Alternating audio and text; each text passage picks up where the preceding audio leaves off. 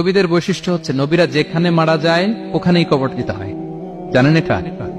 বিষ্ণু ইসলাম মারা গিয়েছিলেন আম্মাজান আয়েশা রাদিয়াল্লাহু তাআলার ঘরে, বলে ওখানেই বিষ্ণু ইসলামের কবর রয়েছে, ওখানেই কবর। এবং ওই কবর দেওয়ার পরেই ওই কবর দেওয়া ঘরের ভিতরে আম্মাজান আয়েশা রাদিয়াল্লাহু তাআলা যতদিন বেঁচে ছিলেন ওখানেই ছিলেন কবরের পাশে।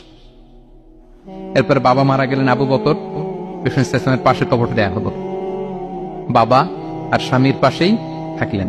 এরপর ওমরে ফারুক মারা গেলেন, ওনারও কবর দেয়া হলো। কিন্তু এখন তো আর বাবা আর স্বামীর সাথে পর্দা নেই, ওমরে ফারুকের সাথে তো পর্দা আছে। তো তখন তিনি ঘরটা হয়ে গেছে ছোট, তিনটা কবরে অনেক জায়গা স্পেস নিয়ে গেছে। এখন অল্প একটু জায়গা পর্দা টাঙিয়ে দিলেন ওমরে ফারুকের সাথে পর্দা হিসেবে, ছোট্ট একটা জায়গায় যতদিন বেঁচে ছিলেন ওখানটাতেই ছিলেন। ওমরে ফারুক যখন আমিরুল মুমিনিন খলিফা, তখন ছেলে আব্দুল্লাহকে পাঠিয়েছিলেন যে যাও একটা অনুমতি আগে থেকে নিয়ে রাখো আম্মাজান আয়েশার কাছ থেকে, যেহেতু ঘরটা ওনাকে বলে রাখো যে আমি মারা গেলে যেন আমার দুই বন্ধু মুহাম্মদ সাল্লাল্লাহু আলাইহি ওয়াসাল্লাম এবং আবু বকরের পাশে যেন কবর দেয়া হয়। আব্দুল্লাহ এসে বলল, আব্বা জান তো এই পয়গাম পাঠিয়েছেন। আয়েশা রাদিয়াল্লাহু আনহা বললেন, আমার খুব ইচ্ছা ছিল আমি আমার স্বামী এবং বাবার পাশে শোবো, কিন্তু আমিরুল মুমিনিন যখন চেয়েছেন এটাকে আমি ফিরিয়ে দিতে পারিনি। ঠিক আছে যাও, তোমার আব্বাকে বলো তোমার আব্বাই শোবেন ওই জায়গায়। আচ্ছা, তো ওমরে ফারুক আপনারা জানেন অ্যাসাসিনেশনে ইন্তেকাল করেছেন, আত্মাইর আঘাতে, ছুরিকাঘাত করা হচ্ছে কয়েকবার, স্টেবিং। এত জখম হয়েছে দুধ দিলে ওই জায়গা দিয়ে দুধ বের হয়ে যায় না, বীজ পানি দিলে বের হয়ে যায়। তো সবাই বলল আমিরুল মুমিনিন আপনি এবার ওসিয়ত করেন, কে হবে আপনার পরে লিডারশিপ, কে নিবে? মুসলিম উম্মাত অনেক বড় হয়ে গেছে। তখন তিনি ওসিয়ত করলেন এবং ছেলেকে আব্দুল্লাহকে আবার বললেন যে আব্দুল্লাহ আবার যাও, যে আম্মাজানের থেকে অনুমতি নাও।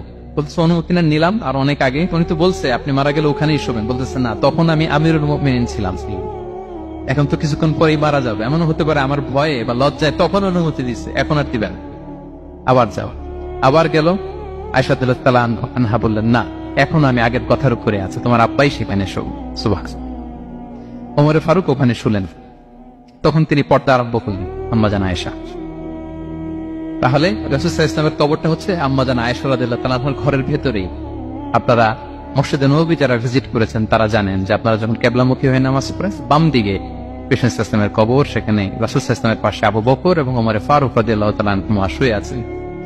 রাসূল সাল্লাল্লাহু আলাইহি ওয়াসাল্লামের কবর থেকে মিম্বার পর্যন্ত এই পুরো জায়গাটা রাউদাতুম মিন রিয়াদিল জান্নাহ, দুনিয়ার বুকে জান্নাতের একটা টুকরা।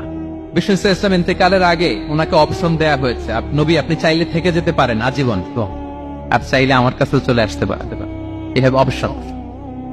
বিষ্ণু সাল্লাল্লাহু আলাইহি ওয়াসাল্লাম তার রবের সাথে সাক্ষাৎকে চুজ করেছেন এবং ইন্তেকালের আগে তিনি পড়েছিলেন আল্লাহুম্মা গফিরলি ওয়ারহামনি ওয়ালহিকনি বির-রাফিকিল আ'লা, আল্লাহ আপনি আমাকে ক্ষমা করুন, আল্লাহ আপনি আমার প্রতি রহম করুন, আল্লাহ আমি আপনার সান্নিধ্যে যেতে চাই, পৃথিবীতে থাকতে চাই। সুবহানাল্লাহ। অপশন দেওয়া হয়েছে, আপনার অপশন দেওয়া হবে, হ্যাঁ, চাইলে আজীবন থাকেন। আমরা অপশন পেলে তো বলতাম আল্লাহ যা হয়েছে এখানেই থাকতে চাই, কি বলেন? বিষ্ণু সাল্লাল্লাহু আলাইহি ওয়াসাল্লাম বলেছেন